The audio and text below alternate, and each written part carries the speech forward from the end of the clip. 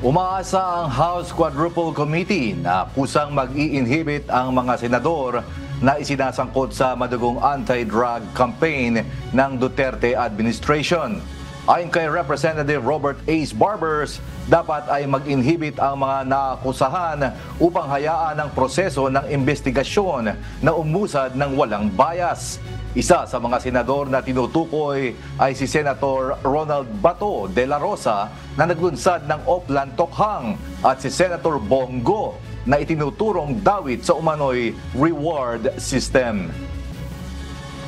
Delikadesa and prudence dictates na dapat talagang kapag ikaw yung akusado, so better yet huwag ka nang maging involved pa doon para maging impartial yung investigation nila. Actually, mahirap ituro ang delikadesa di ba?